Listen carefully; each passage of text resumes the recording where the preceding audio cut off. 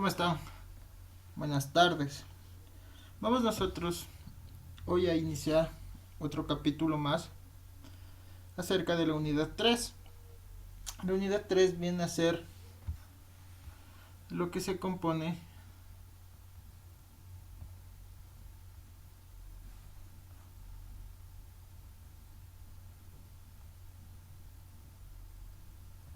como columnas. ¿Sí?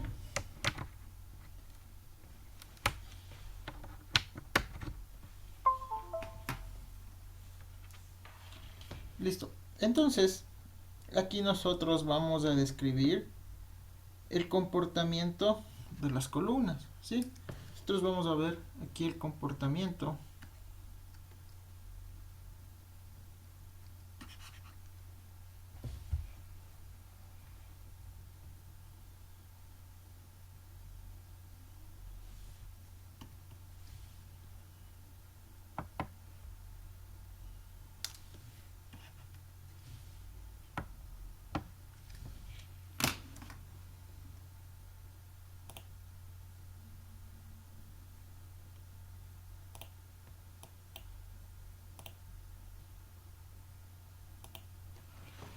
¿Sí? Me olvidé de instalar en esta computadora la pizarra digital, por eso digo qué es lo que pasa. Sí, entonces nosotros vamos a ver esto de aquí, lo que es el comportamiento de una columna. Entonces ustedes saben que aquí nosotros vamos a indicar algunos métodos que se van a utilizar para diseñarla. Donde vamos nosotros a describir, ustedes saben que la columna generalmente se pandea, ¿sí? Es el pandeo de columnas, seguido por la determinación de la carga axial necesaria para que una columna llamada ideal se pandee. Después de esto, ustedes se podrá realizar un análisis más realista que tiene en cuenta hacia la flexión de la columna, donde también aquí en esto de la flexión de la columna puede presentar pandeos inelásticos de una columna como tema especial. Entonces aquí nosotros vamos a describir algunos métodos que se usan para diseñar columnas con carga concéntricas y también excéntricas. Estas van a depender también, como saben, de los materiales que se utilizan. ¿Sí? Entonces, hay que, esto de la columna, siempre aquí vamos a hablar de la carga crítica. ¿Qué es la carga crítica? Entonces, siempre que se diseñe un miembro constructivo, es necesario que se satisfaga un requisito especial. Donde se va a satisfacer este requisito especial va a ser en la resistencia a la flexión y estabilidad. Entonces ustedes se han de haber escuchado algunos métodos para determinar la resistencia y la deflexión de un miembro. Se supone que siempre este miembro debe estar, para determinar, esté en equilibrio, ¿sí? Un equilibrio estable. Entonces hay miembros que pueden estar sometidos a cargas. Ustedes saben que pueden estar miembros sometidos, como podemos ver aquí, a cargas a compresión. Y si son largos y esbeltos, la carga puede ser suficientemente grande como para hacer que el miembro se flexione lateralmente. ¿Sí? Si ven aquí, se flexiona. Bueno, aquí te doy un pasador, pero si se flexionaría aquí puede ser, se aplica, aquí estamos hablando de la carga crítica. Entonces aquí es donde se flexiona. ¿Sí?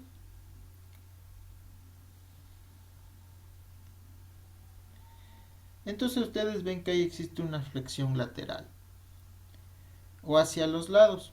Siendo más específicos, los miembros largos y esbeltos que están sometidos a una fuerza axial, entonces esa fuerza axial que les dije a ustedes es una fuerza a compresión y se llama columna.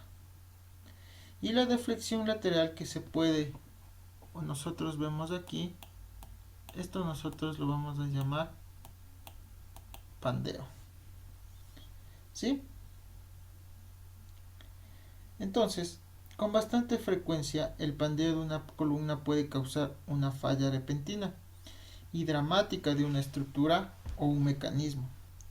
Y eso en consecuencia se debe poner atención o especial al diseño de columnas para que puedan soportar con seguridad y sin pandearse las cargas que están o las cargas que van a estar sometidas.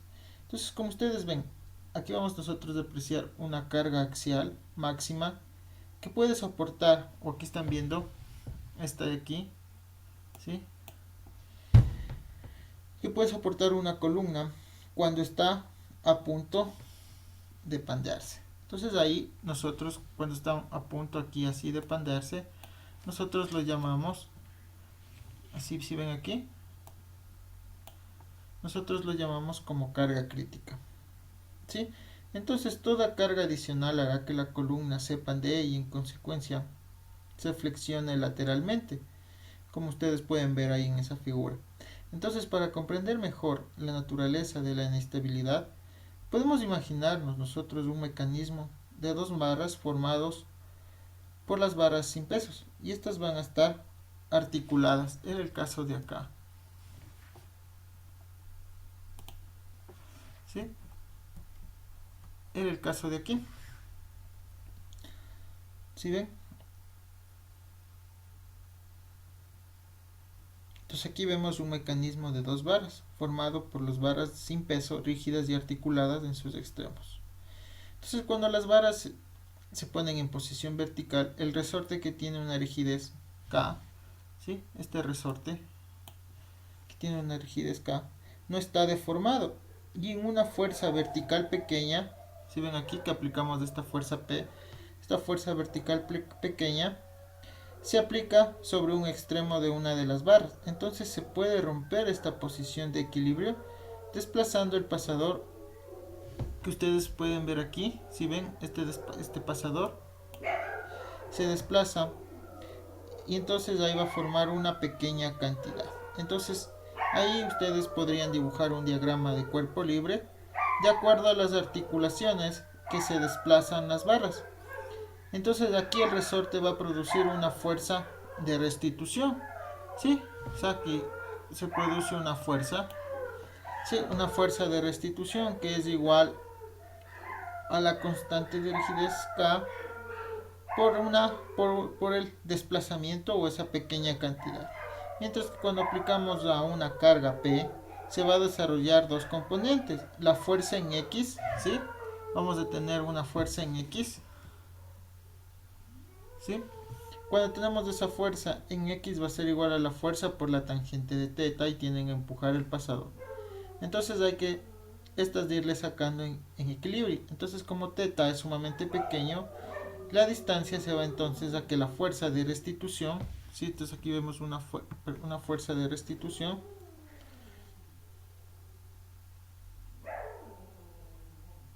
va a ser que el resorte tenga una fuerza perturbadora. Aquí tenemos la fuerza perturbadora, ¿sí? Entonces si esa fuerza de restitución es mayor que esa fuerza de perturbación, ¿qué quiere decir? Que θ se simplifica y desaparece y se puede despejar B. Entonces ahí nosotros vamos a tener que esa carga va a ser mayor, ¿sí? Esa carga va a ser mayor que la constante por la longitud sobre 4 y tenemos que va a ser un equilibrio, ¿sí? Aquí podemos ver, ¿sí? La carga va a ser igual a la constante. Entonces cuando nosotros tenemos un equilibrio menor, ¿sí ven? Bueno, aquí tenemos igual, es menor.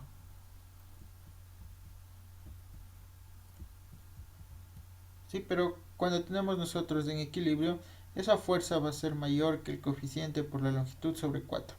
Entonces ahí el mecanismo estaría en un equilibrio inestable. En otras palabras, en otras cosas, quiero decir que si aplicamos nosotros P y sucede un ligero desplazamiento en ese punto, el mecanismo va a tender a salirse del equilibrio y no va a ser restituido en su posición original. ¿Sí? Entonces nosotros también podemos tener valores intermedios de P que van a estar definidos a través de la constante y la longitud.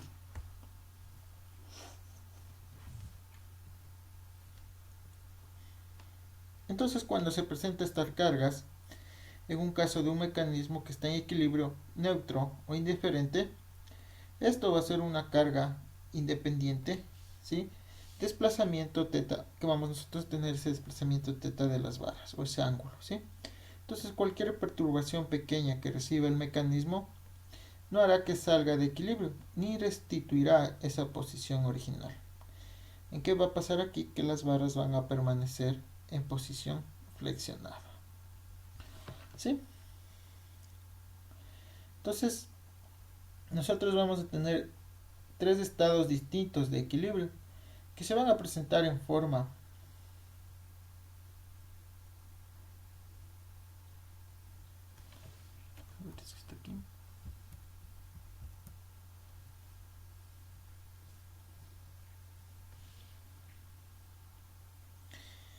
se van a presentar en una forma en el punto de transición en el que la carga es igual al valor crítico.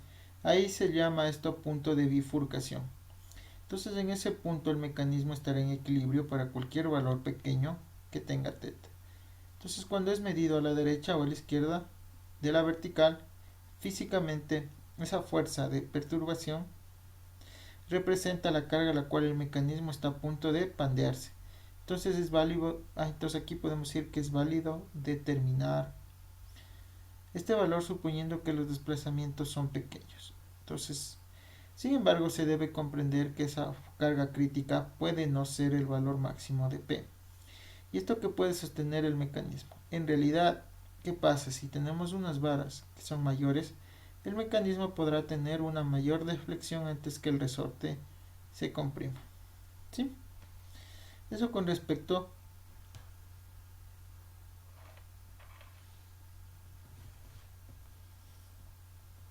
a la carga crítica.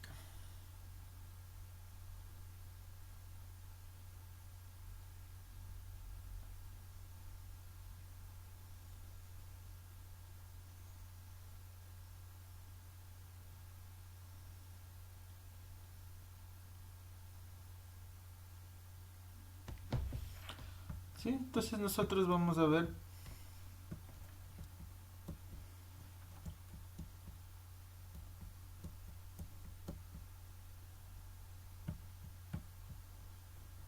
acerca de la columna ideal cuando soporta con soportes articulados.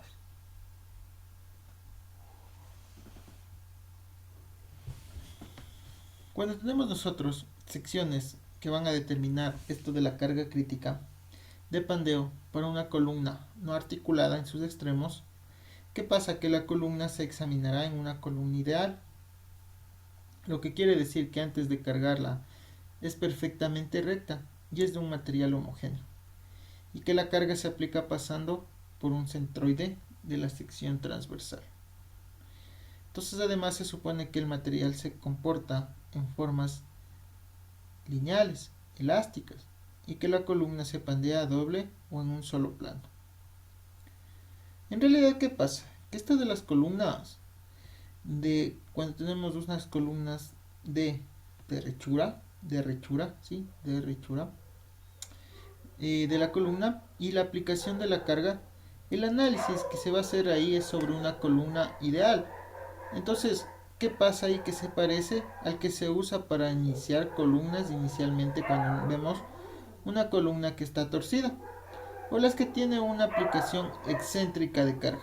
Entonces, en esos casos más realistas se describirán más adelante, ¿sí? Que nosotros vamos a ver ese tipo de métodos. Entonces, ya que sea una columna ideal, ustedes saben que una columna ideal es recta. En forma teórica, ¿qué va a pasar? Que la carga axial se podría aumentar hasta que llegue a la falla. Entonces, cuando llega a la falla, esto puede ser por fractura o por fluencia del material. Entonces, sin embargo, cuando se llega a la carga crítica, la columna está a punto de volverse inestable, por lo que una pequeña fuerza, ¿qué pasaría? Si se aplica una pequeña fuerza, hará que la columna se quede en la posición flexionada al quitar esta carga.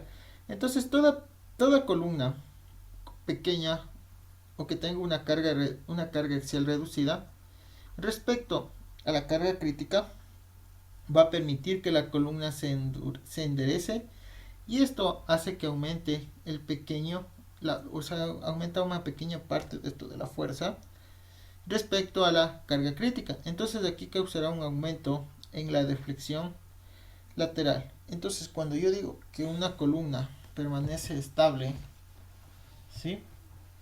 Cuando una columna permanece estable o se vuelve inestable al someterse a una carga axial, ¿sí? Entonces aquí va a depender siempre de su capacidad de restitución. ¿Qué es esta capacidad de restitución? Es que se basa en su resistencia a la flexión. Entonces, para determinar la carga crítica, la forma pandeada de una columna, ustedes tienen que aplicar las fórmulas del momento interno en una columna con flexión.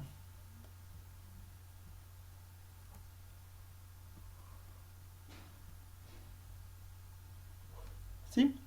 Entonces recuerden también que cuando aplican esta ecuación, se supone que la pendiente de la curva elástica es pequeña y que solo hay deflexiones por flexión. Entonces cuando la columna está en una posición flexionante, si el momento interno, si el momento interno de la flexión se puede determinar con el método de las secciones. Entonces ahí ustedes van a tener el diagrama de cuerpo libre. Sí, pueden realizar un diagrama de cuerpo libre de un segmento en la posición flexionada. Entonces la deflexión, como el momento interno M, así se lo conoce, en dirección positiva, va a ser de acuerdo a la convención de signos. ¿Sí? Para que ustedes puedan deducir y puedan sumar al momento de realizar la suma de momentos internos. ¿Sí? Entonces así la ecuación podemos transformar y se va a convertir en una ecuación diferencial homogénea lineal de segundo orden con coeficientes constantes. Con los métodos, también ustedes ya van a ver, con los métodos de ecuaciones diferenciales o por sustitución directa. Entonces las dos constantes, entonces ahí cuando ustedes integran, se va a determinar las condiciones de la frontera. Estas condiciones de la frontera van a tener en los extremos de la columna. ¿Sí? Entonces que pueden dar variables, por ejemplo, b igual a 0 y x igual a 0. Entonces ahí ustedes van a tener una constante. Cuando integran esa constante, 2 va a ser igual a 0. Entonces, esta ecuación puede satisfacer cuando mi constante C1 es igual a 0. Pero entonces, esa b igual a 0, que es una solución trivial, va a establecer que la columna siempre esté recta, aunque la carga se vuelva inestable. ¿Sí? Entonces ahí ustedes van a tener un valor mínimo.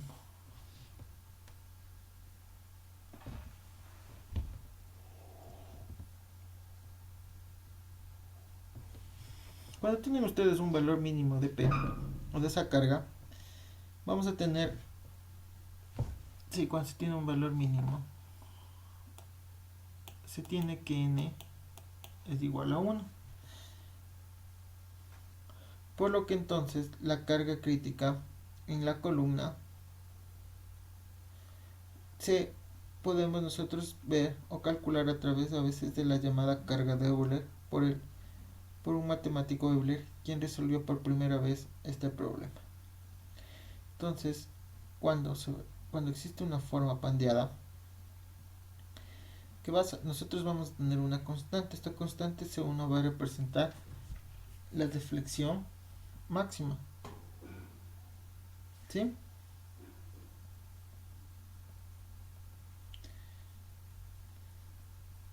¿Qué pasa cuando tenemos nosotros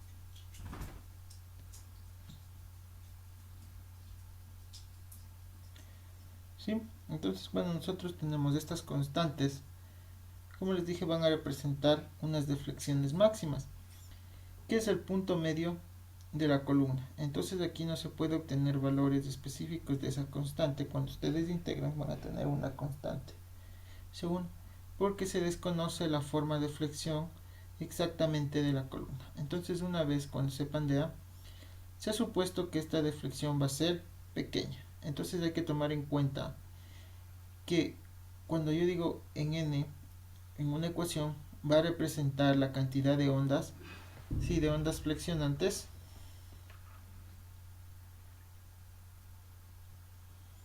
de la columna. Ejemplo, si yo digo cuando tengo un n es igual a 2, van a aparecer dos ondas de acuerdo a las ecuaciones que se vayan formando.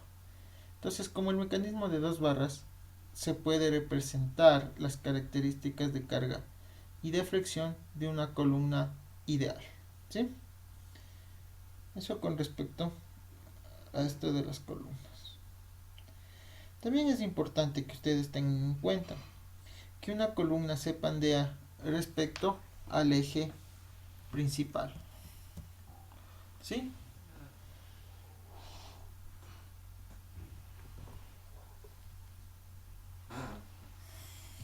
Sí, entonces cuando esto se pandea,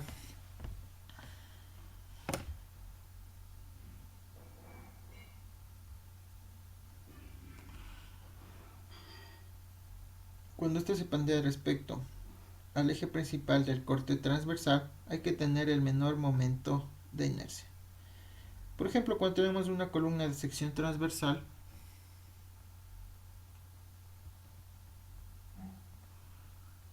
¿sí? Cuando tenemos una columna de sección transversal,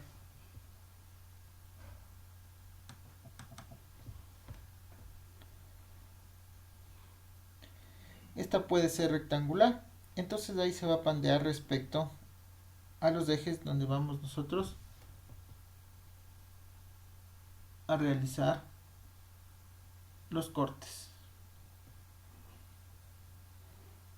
Entonces ahí en el punto de vista geométrico, si son tubos redondos darán unas columnas excelentes, excéntricas, que sí vamos a tener unas columnas excelentes, y también los tubos cuadrados que la están formando, ¿sí? Entonces ahí ustedes también pueden tener esto de la carga crítica, que va a ser igual a pi por el módulo de elasticidad por la longitud por L, que es el módulo de elasticidad por el momento de inercia, se ha multiplicado por pi al cuadrado y dividido por su longitud, que no soporta las columnas, ¿sí?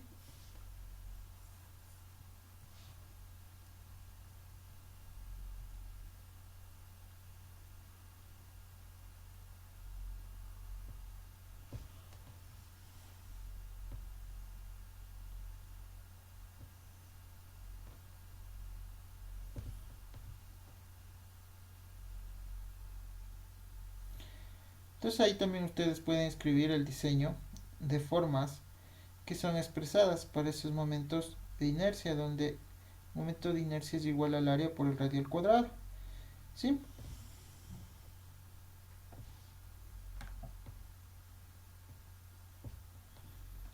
Pueden tener, entonces ahí ustedes van a tener un esfuerzo crítico, que ese esfuerzo crítico es el esfuerzo promedio en la columna. Ese esfuerzo crítico va a ser igual a pi por al cuadrado por el módulo de elasticidad, que va a dividir a la longitud que no soporta la columna, el radio de giro mínimo de la columna que se desea calcular, ¿sí? Entonces eso ustedes van a tener ahí. Entonces van a tener también lo que los que estaba aquí, la relación de esbeltez, la relación, entonces esta se llama relación de esbeltez. Es una medida de la flexibilidad de la columna y como se describe, sirve para clasificar las columnas largas, intermedias o cortas. ¿Sí? Entonces eso nos sirve para ver si son columnas largas o columnas cortas.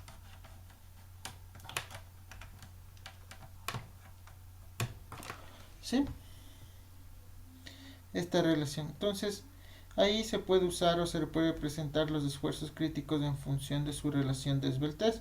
Unos ejemplos para estas columnas son las fabricadas en acero estructural típico, que tienen aleaciones de aluminio. ¿Sí? Entonces, como puntos importantes sobre esto de las columnas,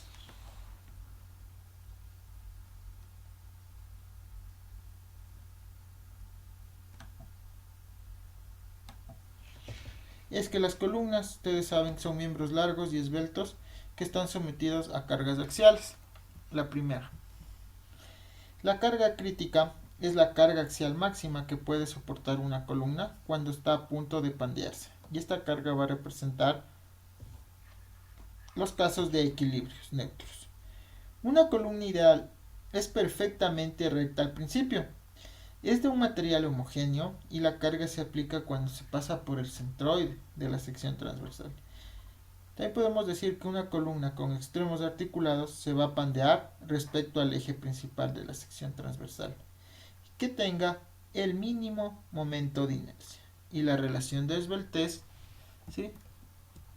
Esta relación de esbeltez es la longitud sobre el radio, donde este radio va a ser el radio de giro mínimo de la sección transversal. Entonces el pandeo va a suceder respecto al eje al cual está relacionado o tenga el valor máximo. ¿Sí? Entonces nosotros vamos a tener columnas con diversos tipos de apoyos. ¿Sí? Entonces, ¿qué pasa aquí? Entonces cuando ustedes deducen una carga de Euler, pasa por columnas que tienen sus extremos articulados. ¿Sí? Podemos ver aquí. Esta con diversos tipos de apoyo. O que tienen libertad de giro para girar en sus extremos. Entonces con frecuencia estas columnas se sujetan a otro modo. Por ejemplo, son los casos de las columnas empotradas en su base. Aquí vemos una columna, ¿sí? Esta columna que está empotrada en su base, ¿sí? Esta de aquí, ¿sí? Aquí mismo dice, libre empotrada. Y libre en su extremo superior, ¿sí ven? Aquí tenemos esta columna y aquí que está libre en su extremo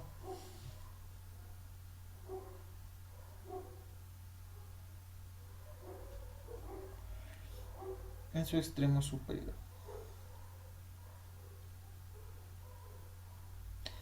Entonces la determinación de esa carga de pandeo para esa columna puede ser o puede apegar el mismo procedimiento con el que se usó para una columna de extremos articulados. ¿Sí? Se pueden utilizar ecuaciones, las mismas que se han utilizado.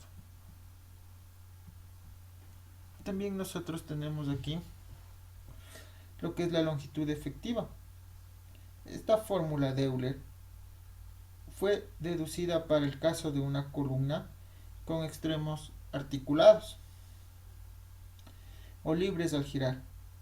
¿Qué quiere decir? Que cuando tenemos la longitud en esa ecuación va a representar la distancia no soportada entre unos puntos con momento cero.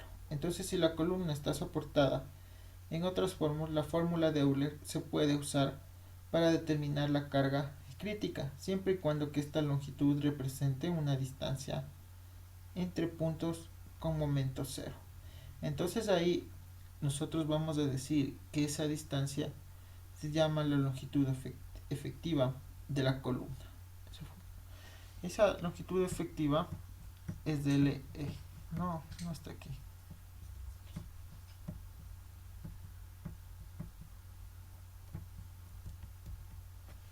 ¿Sí?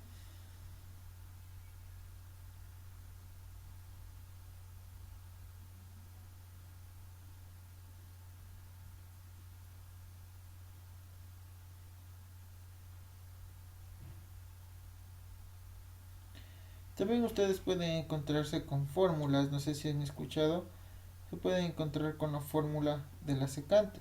Es que el esfuerzo máximo en una columna se puede determinar al tener en cuenta que se debe tanto a la carga axial, ¿sí? Se va a detener tanto a la carga axial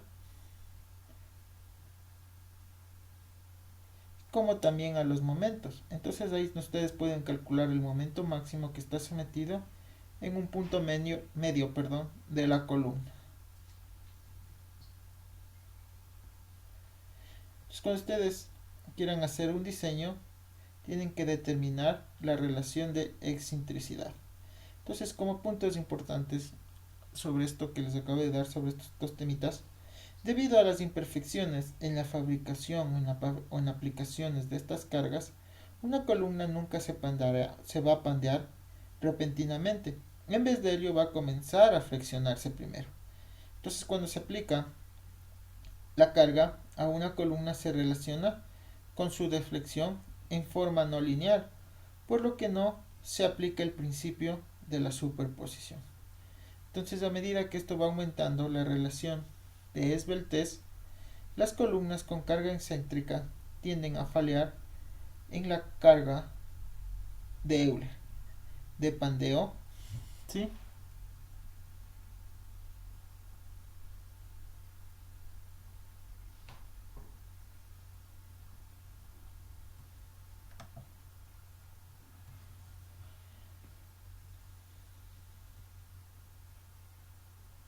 Ustedes también pueden tener lo que se conoce como un pandeo inelástico, que quiere decir que en general esta clasificación, las columnas de acuerdo se van a clasificar de acuerdo a las clases de esfuerzos que se van a desarrollar dentro de ellas. Entonces las columnas largas y esbeltas se volverán inestables cuando el esfuerzo de compresión permanezca elástico. Entonces la falla que van a presentar ahí se llama inestabilidad elástica. Las columnas intermedias fallan por inestabilidad elástica. Que esto quiere decir que el esfuerzo de compresión el momento de la falla es mayor que el límite que proporciona la materia o el material. Las columnas cortas, que a veces se llaman postes, no se vuelven inestables, más bien el material solo fluye o se fractura. Entonces, para aplicar estas fórmulas de Euler se requiere que el esfuerzo en las columnas sea menor que el punto de fluencia del material, ¿sí?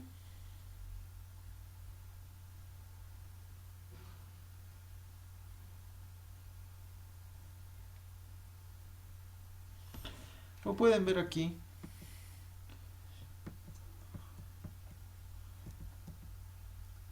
ven por carga excéntrica.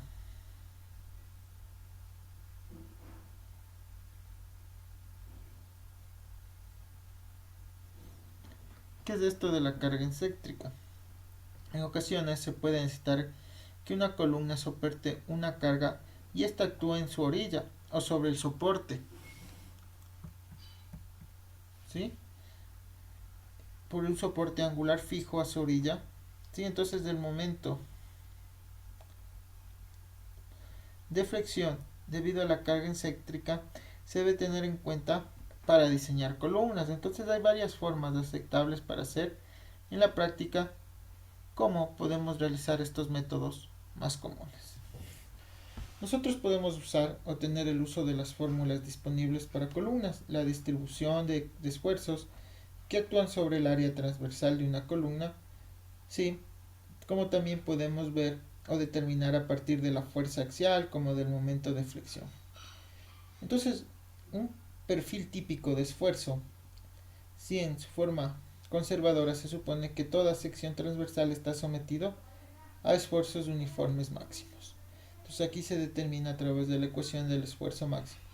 Se puede también comparar el esfuerzo máximo y el esfuerzo admisible, que se determina usando las fórmulas de la sección. Entonces, ¿qué quiere decir? Que el esfuerzo máximo es mayor o igual que el esfuerzo admisible. Entonces la columna puede soportar cargas excéntricas. Entonces, si no es válido esta desigualdad, se debe aumentar el área Y en la columna se deben calcular nuevos esfuerzos máximos y nuevos esfuerzos admisibles. La fórmula de la intersección es cuando se diseña una columna cargada en formas excéntricas. Es preferible ver cómo van a interactuar las cargas de flexión y axial para poder alcanzar un balance entre sus dos rectas. Entonces, para hacer esto hay que tener en cuenta la contribución del área total de la columna aportada por la fuerza axial y en el momento. ¿Sí? Entonces eso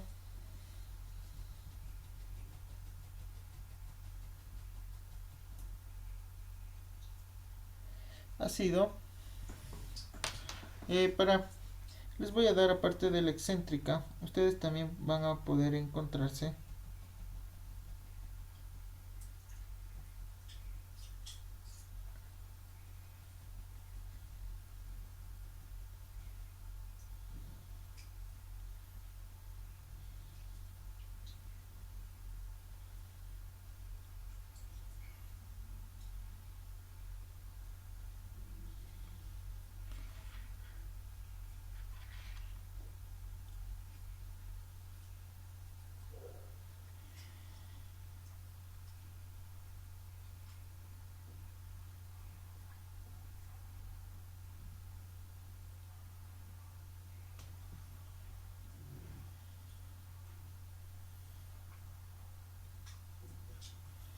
por carga excéntrica. También podemos nosotros determinar una columna. ¿Sí? A ver. Sí, no, la excéntrica ya vimos. Me falta la concéntrica. ¿Qué es igual a la concéntrica? Eso no les han puesto. Pero es aquí en la concéntrica. Vamos a ver lo que son las con cargas concéntricas. Se ve acerca de la teoría que se presenta hasta que se aplica a una columna, que son perfectamente rectas y están hechas con un material homogéneo, y que al principio estas no van a tener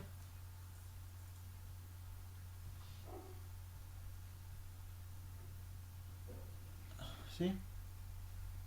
Estas no van a tener esfuerzo. Entonces, hablando en términos prácticos, se ha dicho que las columnas no son perfectamente rectas y la mayor parte tienen esfuerzos residuales, ¿sí?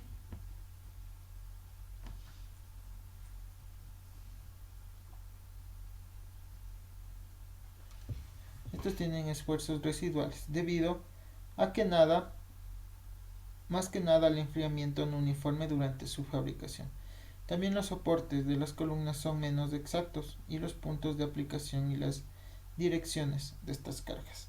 Entonces aquí podemos encontrar columnas de acero. Las columnas de acero estructural se diseñan hoy en Estados Unidos con base a fórmulas propuestas por el Consejo de Investigación de Estabilidad Estructural. Entonces estas fórmulas han aplicado factores de seguridad que adoptan como especificaciones para la construcción de edificios.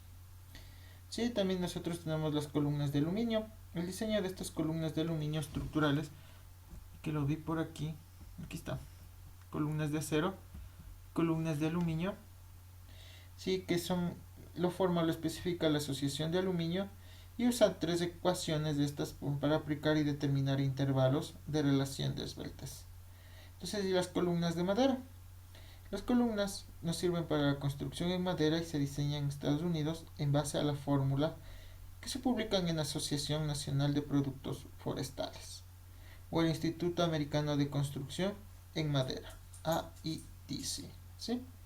Entonces, las fórmulas para calcular los esfuerzos admisibles en las columnas cortas, intermedias y largas con la sección transversal disminuyen, siendo la dimensión mínima la del corte transversal. ¿Sí? En este caso, una madera tendría un módulo de elasticidad de 1.8 por 10 a la 3 y un esfuerzo admisible de 1.2 kilolibras sobre pulgadas cuadradas. ¿Sí? Entonces ustedes ahí podrán ver también acerca sobre el diseño de columnas. Un procedimiento para estos análisis es que ustedes tendrían que realizar análisis de una columna. Al usar cualquier fórmula para analizar una columna, esto es para calcular su carga admisible. También dirían el diseño de una columna si se usa fórmulas para diseñar columnas, estas paredes determinan el áreas transversales. Hay formas posibles de aplicar procedimientos de tanteo y comprobaciones. También el diseño es seguro al hacer comparaciones prácticas. Entonces, siempre que se repita estos procedimientos de tanteo y comprobación, la elección de un área se determinará con el área requerida. Sí, esto ha sido la clase de columnas.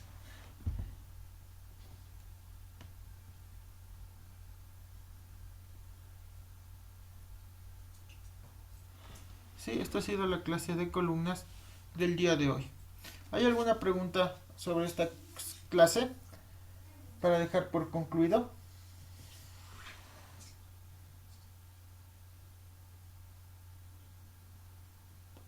¿O todo está claro?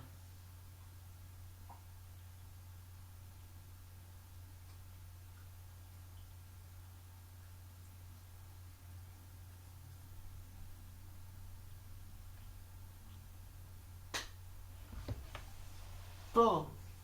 ¿Está claro? ¿Alguna pregunta?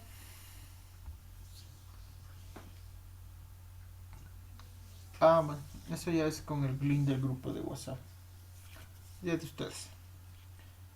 Preguntas acerca, si no, lo damos por concluida la clase del día de hoy. Les escucho. Tienen un minutito para preguntarme, si no, para dar por concluido.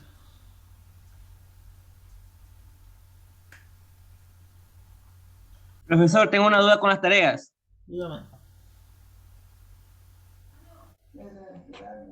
La tarea número 2, dice que hay que exponer. No, no hay que exponer. Ya hablamos de eso ya la primera clase o la segunda clase. ¿Qué tienen que hacer de todos los? No, pero es que la segunda, Tienen que hacer todos los elementos que hay les que hacer un piden. resumen. ¿Y cómo van a Ah, ok, exponer ya. si tenemos 5 horas? ¿Cómo van a exponer? Sí, Ya, ok. tienen que realizar el Sí. trabajo. Y la tercera también así lo mismo. Sí, ninguna son de exposiciones. Ah, ok, gracias. Listo. ¿Por qué no ve que no hay? ¿Cómo van a exponer? Ya, ok, muchas gracias, profesor. Listo. Otra pregunta más de los deberes.